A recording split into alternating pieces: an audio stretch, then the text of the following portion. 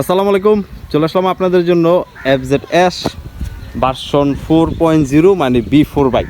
আর এইটার আজকের যে বিষয় নিয়ে আপনাদেরকে জানাবো সেটা হইতেছে এটার অ্যাপসে আপডেট হয়েছে, তো সেই আপডেটগুলো আপনাদের কাছে দেখানোর চেষ্টা করবো। পুরাতন ভার্সাস নতুন, ঠিক না?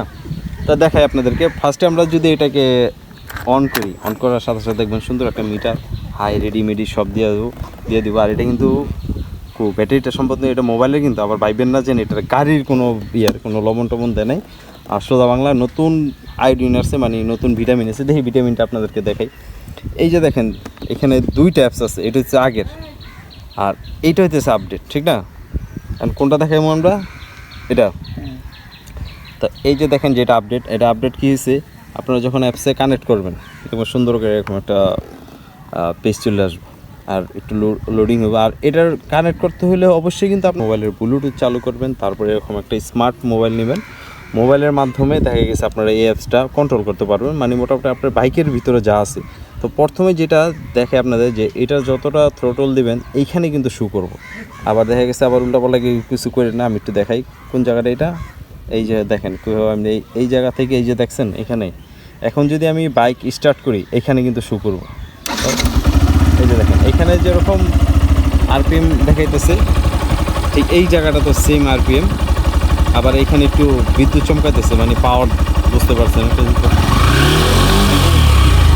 এই হচ্ছে এটার একটা খেলামেলা, দেখছেন? এখন দ্বিতীয় ধাপে যেটা হইতেছে, আপনারা কেউ যারাই রাইড করবেন এটা কিন্তু এই অ্যাপসের দিকে তাকায় রাইড করেন না, তাহলে কিন্তু সোজা ঢালে যাবেন। সেকেন্ড টাইম আপনি কোথায় গেছেন, কী গেছেন, কতটুকু জায়গা গেছেন, লোকেশন কিন্তু সব এটার মধ্যে শো করবো। আমরা আপনাদেরকে লোকেশনটা দেখাচ্ছি, দেখালাম। জানি না কতটুকু দেখতে পারতেছেন, তবে চেষ্টা করতেছি ক্লিয়ারলি দেখানোর জন্য।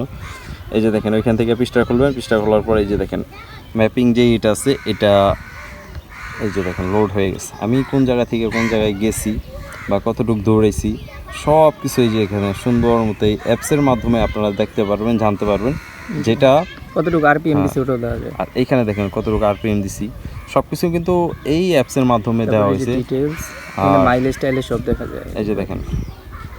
তো মূলত এটা আমি আসলে অভিজ্ঞ না, আমার ভাতিজা অভিজ্ঞ, ওর কাছ থেকে আমি ডিটেলস নিতেছি। এই যে দেখেন ফুয়েল কতটুকু খাইছে, এটা কি ট্রাভেলেট, তারপরে অ্যাভারেজ, আরও রিডিং মুডিং, ম্যাক্স স্পিড, সব কিছু এই যে দেখেন আপনি এখানে ডিটেলসে সব কিছু মানে তুলে ধরা আছে।